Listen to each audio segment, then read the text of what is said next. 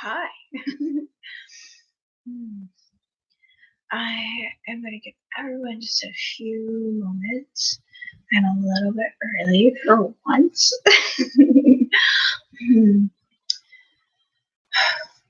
And for those of you that are joining, make sure that you're hydrated. Have some lemon water right here. I'm going to try to make it less dark. Unfortunately, the setup of my house is quite dark and it's gray outside. It's okay.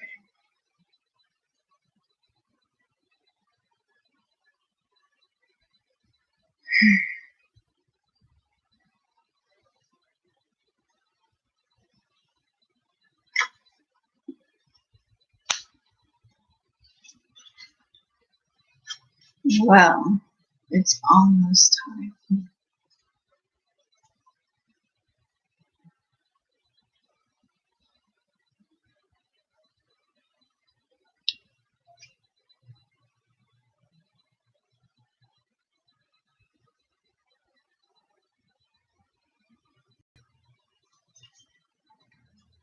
Precisely the time. Okay, so thank you for those that are here and that are joining me. Feel free to pop a message in the live chat. And I really wanted to begin this masterclass because so often I get questions like, I don't feel good today. Why? What's going on? Like, what's going on in the universe? Or I see those messages, whether in my direct messages or like on social media, just others not really feeling into and confused. And it's obvious that, these people are already like listening to their favorite astrologers, whether that's a YouTube video or, reading astrology books.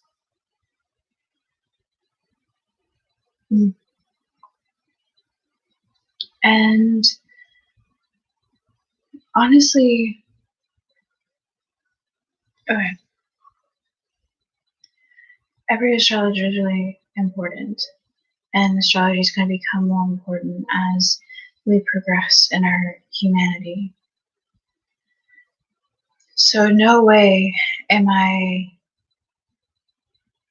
looking down my nose at any astrologer, because being an astrologer, I believe, very biased in this regard, I believe that every astrologer is very important.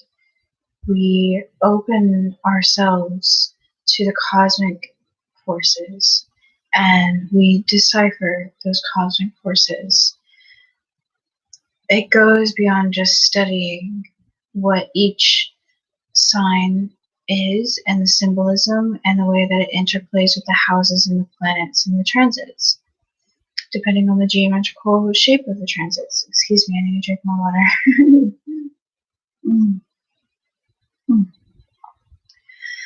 So, astrologers are very open and, again, deciphering what's coming through. Therefore, they're able to tap into these frequencies, for lack of a better word, because a frequency holds information, and so astrologers speak this information out to you, and you feel connected to an astrologer because it feels like they're talking to you, because they're literally on your vibe. So as astrology is becoming more popular, what is happening is, in essence, everything's really general. It has to be so that you can talk to massive audiences. My videos and my readings are very general unless you get the one-on-one. And so what is lost in the generalization is simply, but not so simply, where you are in your own evolution. So let's take a step back and think about consciousness as I'm drinking some more water.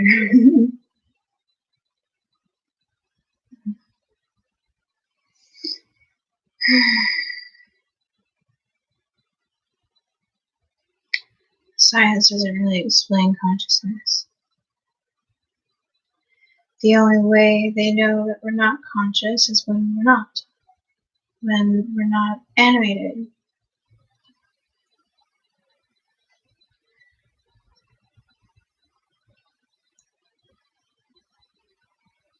And that is the biggest question for scientists: what is consciousness? And even in quantum physics, they're beginning to see that the state of the consciousness of the scientist doing the experiment affects the experiment. You can look up the two-slit test, and where they were shining a light through these two open slits, and when it was being observed, the light was acting as predicted. When it wasn't being observed, the light was scattered everywhere, randomly. So,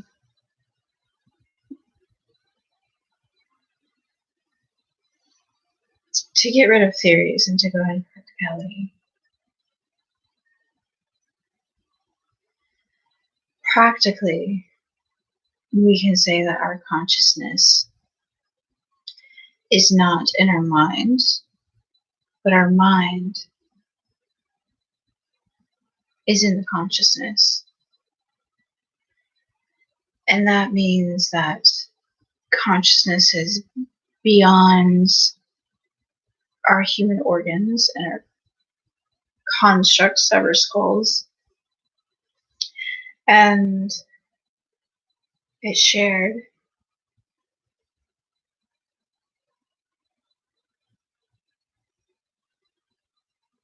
And that it's fluid.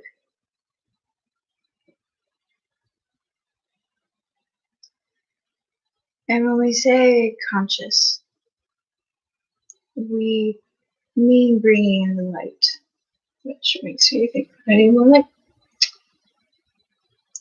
I don't know how I'm going to do this. When we bring in light, when we shine light over what is not known, then the shadows become really obvious. And not only do the shadows become obvious, but we realize we haven't been true to ourselves. We get to see where we've been unfair, we get to see where we're wrong, we get to see where we don't achieve the standards that we have for our life and ourselves. And it's painful. If you are a perfectionist, or if you want a certain way of life, or if you want to be a certain way, it's painful. We do a lot of things to not look at ourselves and to avoid ourselves. Every single one of us. So for those that are in their purpose, which means that you know what you want out of life,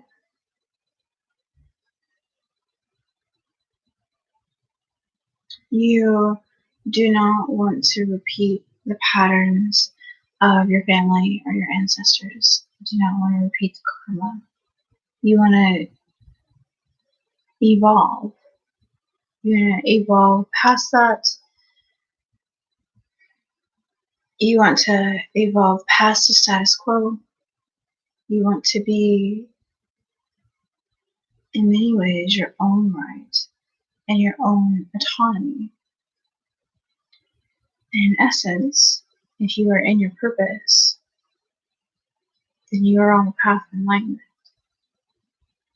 And when you are in your purpose, you're very sensitive to what is not right, to what is not true, because that is your compass. Your compass is your purpose. And so every time that you veer off of that path, it's a warning, like a bell.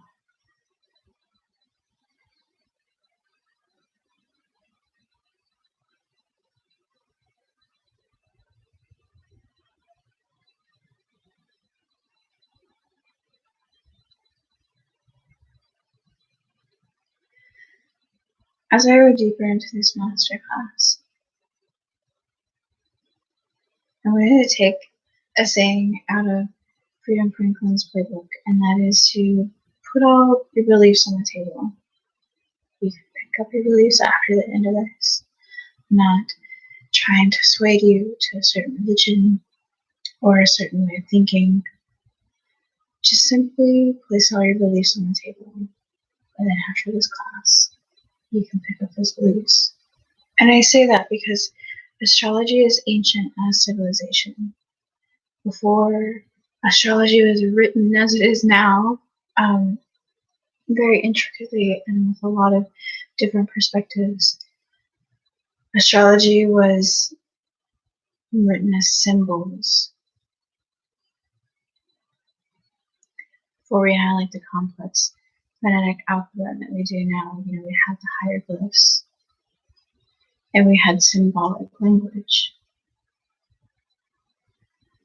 So every single degree, there's 30 degrees in each sign, every single sign has 30 different images, and there's 12 signs. In each sign, there's 3 decants, which means like the first 10 degrees is the first decant, the 11 through 20 is the second, and then 21st through 30 is the third. And so these are co-ruled, these decants. So the first decant is influenced by Aries, which is Mars, and the second decant of Aries is co-ruled by the Sun, so it's Mars and the Sun. That's why those that are like early in the signs, the first decant of the sign, they usually really fit the stereotype of the sign, or the general reading of the sign.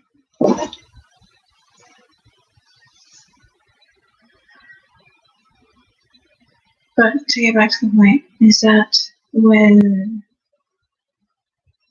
astrology is definitely like as old as civilization, and at the peak of every civilization, astrology was used.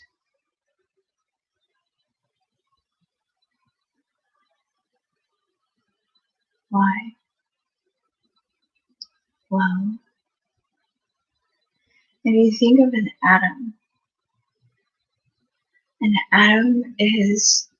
has a solid mass in the middle, and around the solid mass of the atom are electrons, electrical charged energy that orbits around it quicker than we can really imagine in the electron cloud. And so this reactive atom reacts with the world, and that's how we get matter. It's how in each atom there's consciousness. So it's always looking to expand, just as our universe is expanding now as we speak.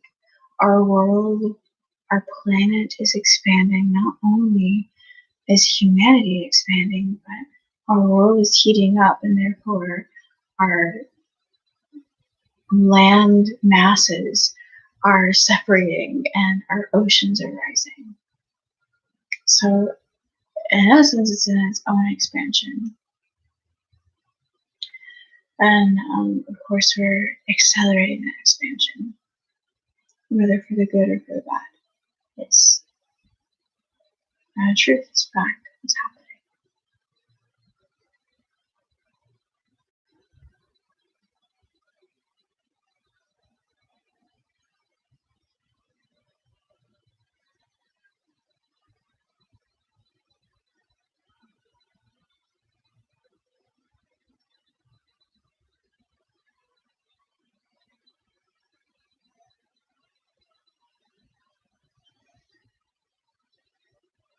So, the ancients used astrology to understand that expansion, not really just to have foresight. Because that's what people want to hear. They see astrology as a divination tool, and in essence it is, yet people just want to know what's next. And they want to know why things are happening. I mean, it's human. Still, I mean,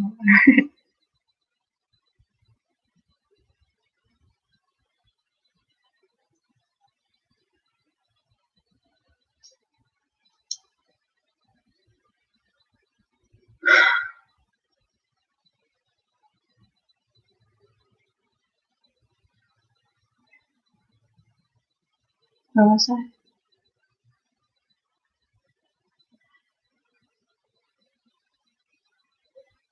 The way that we can use astrology practically is by understanding that when we were born, we are that central mass,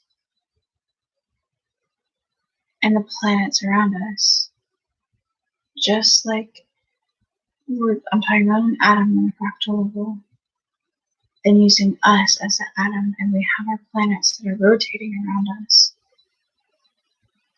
Within the bigger atom, which would be the Earth, and the planets that are rotating around the Earth. Each planet represents a level of consciousness.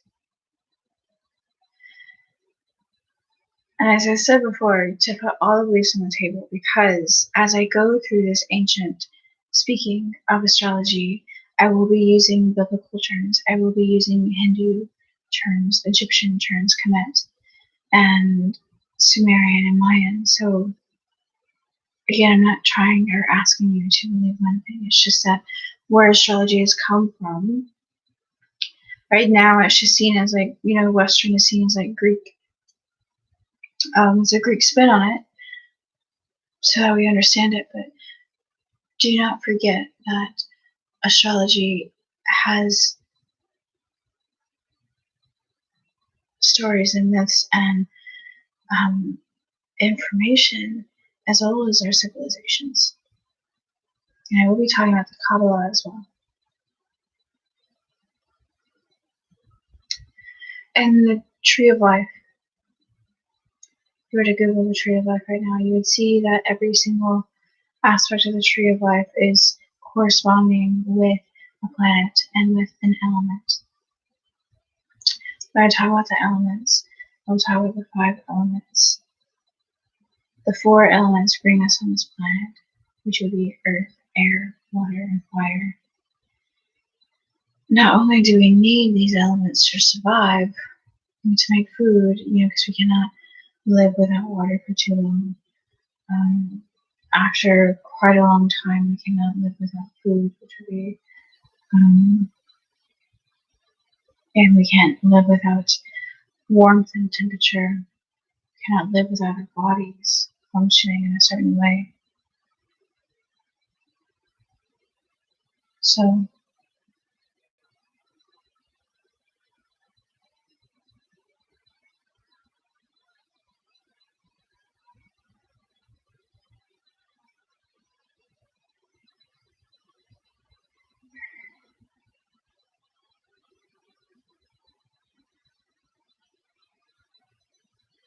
each planet within us holds a certain level of consciousness, represents a certain level of consciousness.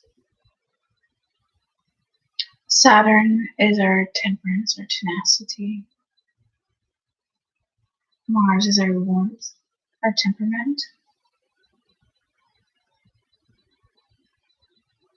The sun is our essence. The moon is our subconscious and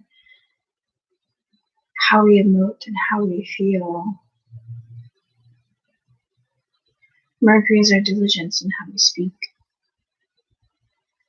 Venus is how we hold our energy and how we hold ourselves sacred.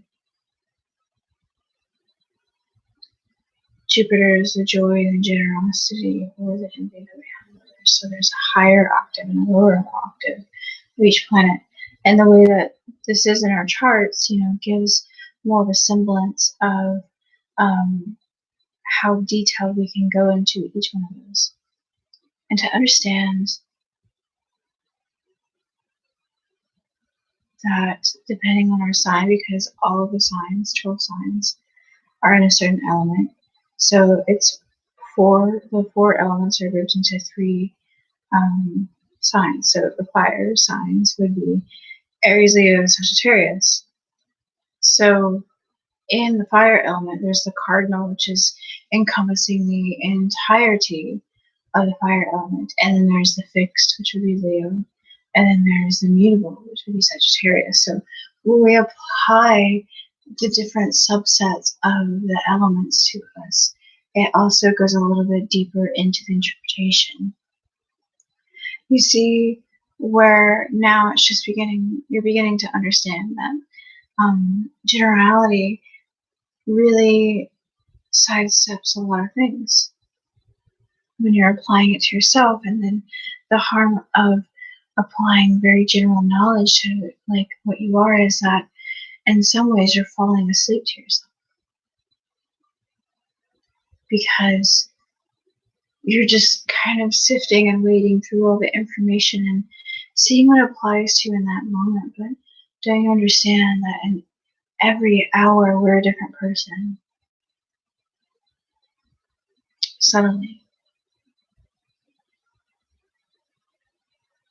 And then as we move forward in life, and we get to know ourselves a little bit better, then we get to really sift through things. And I say this because how often I get messages of like, what is happening? And it's because like you're good-hearted and you're listening to all this general information, but at the end of the day, it doesn't really apply to you moment by moment. So what does all this mean? All this means that the gravity of the planets affect these certain parts of our psyches, just like the gravity of the moon affects the waves of the ocean. Because again, consciousness is not in our mind is in consciousness. And consciousness is shared. It's shared beyond our human perspective. It goes into the animal perspective. It goes into the plant perspective. It goes into the land. Our land is conscious.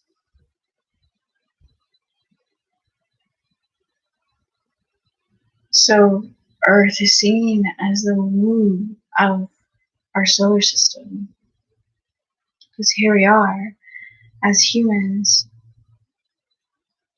the only known humans in our solar system. And what are we doing? We have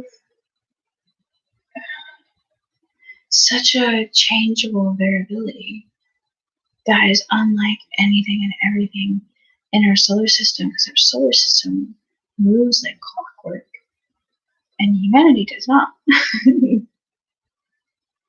Well, in essence. I did miss the outer planets. So again, like from Sun to Saturn, which I already explained, the outer planets like Uranus and Neptune and Pluto, these are more of our generational planets. And what the collective is going through. Because these planets move so slowly.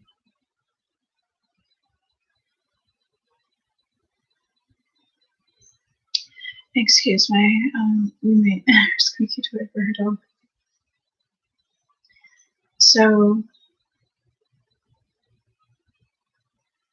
as we move through this time, because we are at a time of things are moving very quickly and at a very fast pace, and people are awakening, and people are ascending, because things are getting shaken up. This year alone, 2018, every single planet's gone retrograde. And what does that mean is that when the retrograde comes, we get to review, and then things are shaken. Because again, we don't really want to face ourselves, do we? So, in order for us to evolve and move forward, we have to kind of review things. And sometimes that means that we have regret, or that we have upsets, or we have to make a change in order to expand and to grow. And so, collectively, astrology is doing this to shake up the world, to shake us up, for us to get rid of things that have been holding us back. Because, again, we have transits going on now that are unlike any transits we've ever seen in our lifetimes. We have transits that are going on now that are very similar to that of the Renaissance times. It is a new age. It's a whole new beginning. And we have all of it in our hands. But things are changing at such a rate. And it's a scary time because we have as much light in the world as we do darkness. And we can't get caught up in the fear that maybe darkness will win. Because if we are in our purpose, we are walking in light. We are walking in our purpose. And we are illuminating who we are in our consciousness as we evolve and as we expand and how we relate to this world as a fellow human being.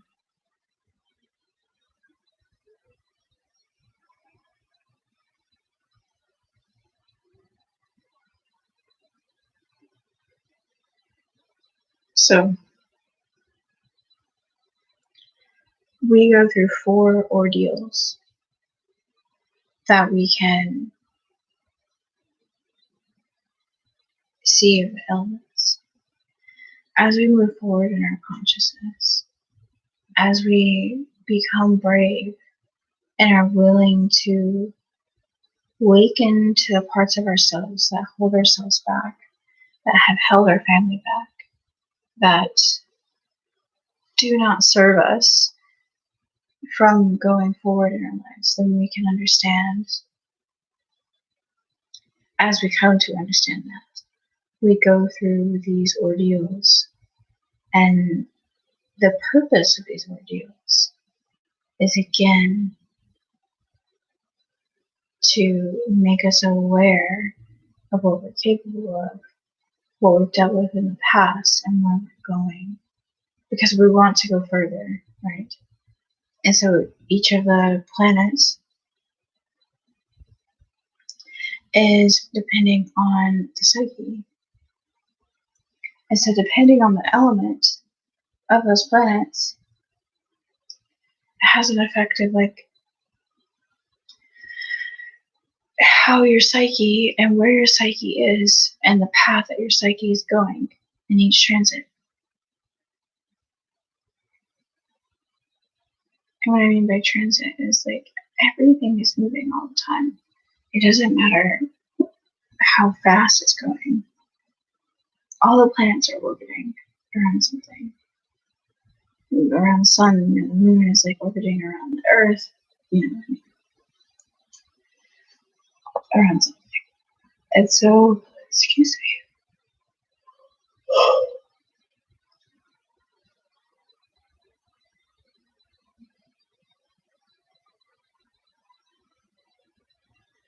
As we move forward in life,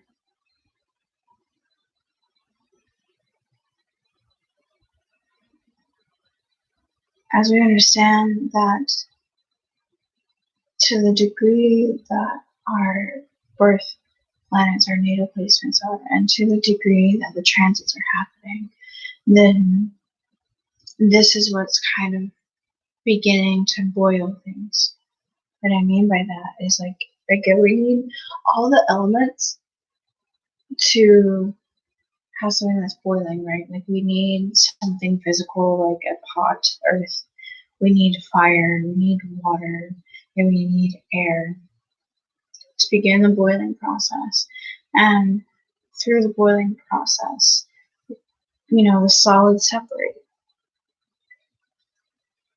And those solids, again, we get to filter out. We get to choose to filter out. It's really good.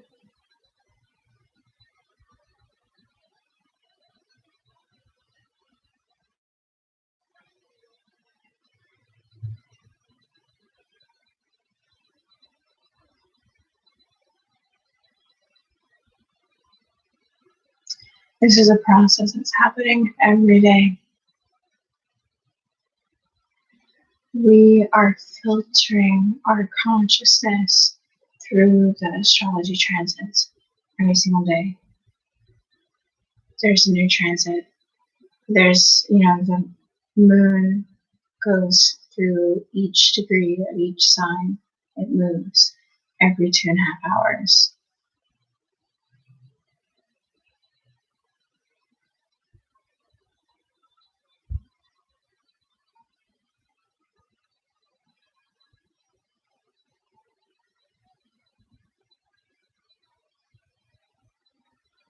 The Earth orbits kind of in place every 24 hours, but it's moving ever so slightly around the sun, which takes 365 days.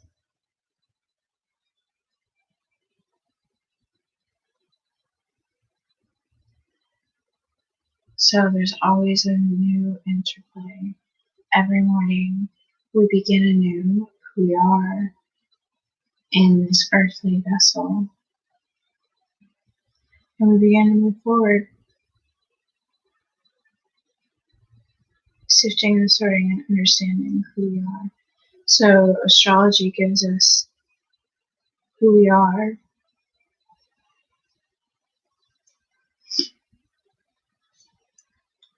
and understanding how that elements interplay with their own elements.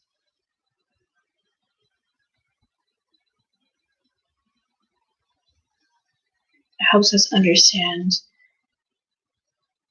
how we're moving through life and existence, and helps us understand what we're really going through, because it's too much for the brain to kind of figure out what we're going through on our own.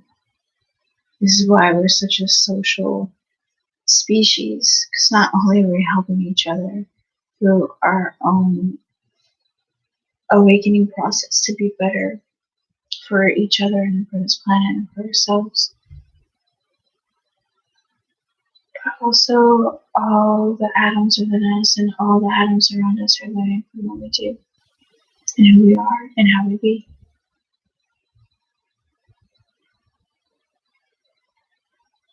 Now, as you go forward and you're listening to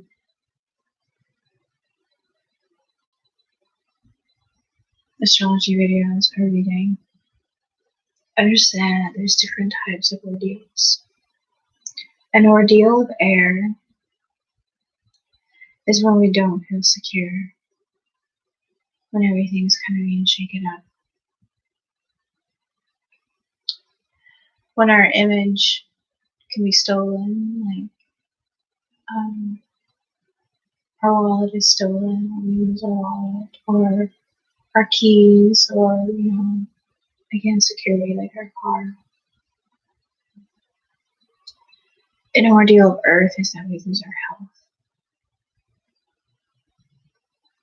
An ordeal of fire is that we receive persecution or slander.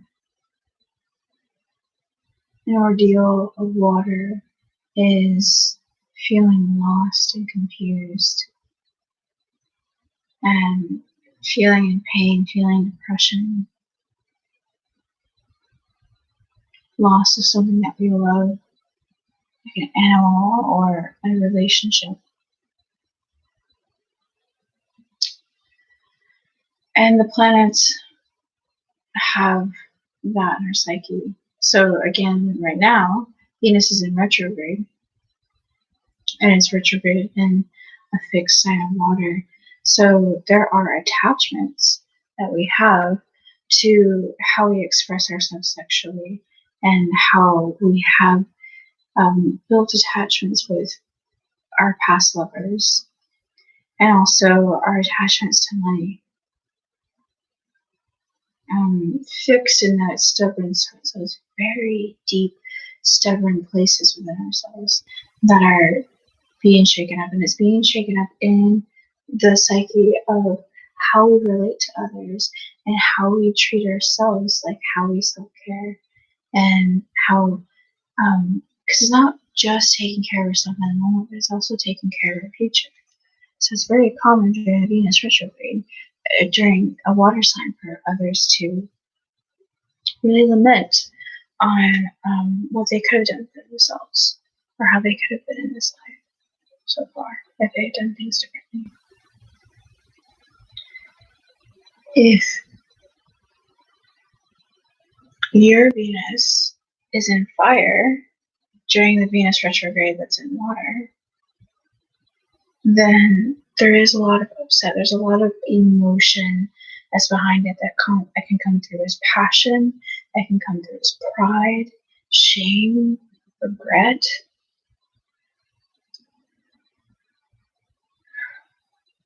Anger at like how others have treated you, anger at yourself for like how you didn't do this or that with your money or your lovers or your finances. And this is all attachment. All attachment. It is misusing your energy because we have a finite energy.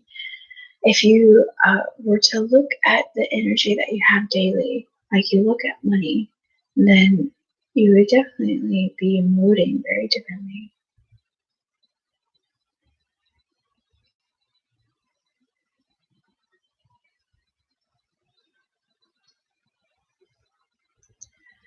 And as Venus retrograde is going back into the sign of air, then we are seeing where we allowed ourselves to talk ourselves mentally into places of being comfortable, like staying in a relationship longer than we really needed to because it was comfortable. And then we get to realize like maybe we were codependent, or we didn't stand up for ourselves. This person is a narcissist, or this person is we get to go through that. We get to like analyze that. So we're analyzing, now that we're in this Venus retrograde that's going backwards into Libra, we're analyzing how we treat our bodies, how we show up in beauty, how we take care of our money in a way that is balanced, and how we have related to others in the past and how we want to relate to others now. And if we have a Venus that is in air, so if your birth Venus is in Libra or Gemini or Aquarius, then it can be really upsetting in the fact that you feel this loss of identity.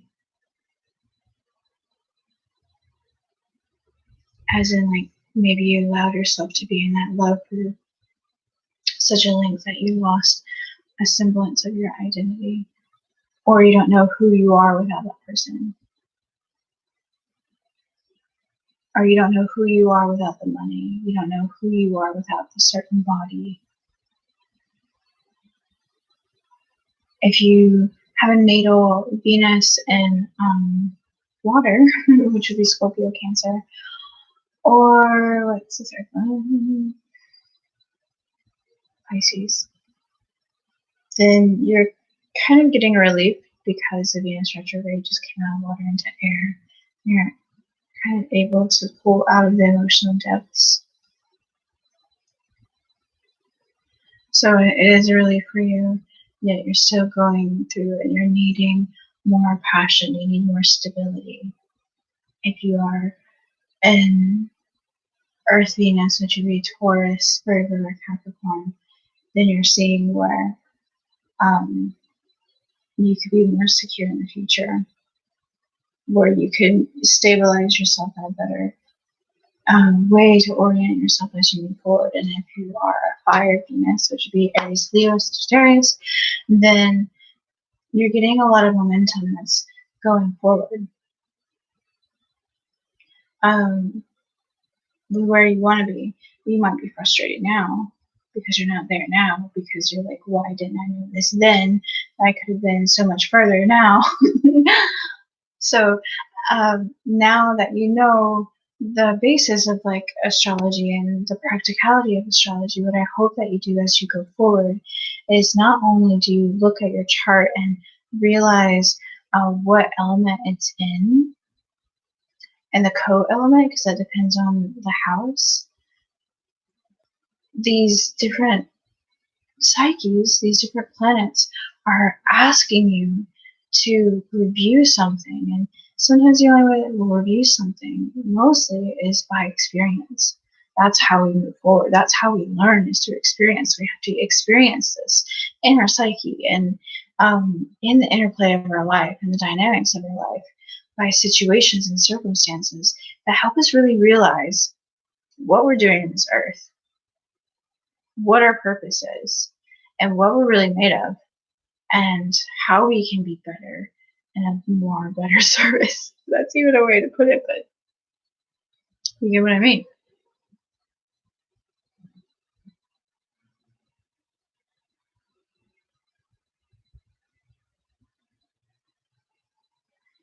I really hope this has helped you, and thank you for listening to me. I am always available for questions. And of course, there are readings on my website. I do free 20-minute consultations, which is not a reading. It's simply sitting down with me, and I get the opportunity to hear your questions, and you get them answered. So let me know how this affected you and how this has changed how you look at astrology. Stay focused on your vision and stay blessed.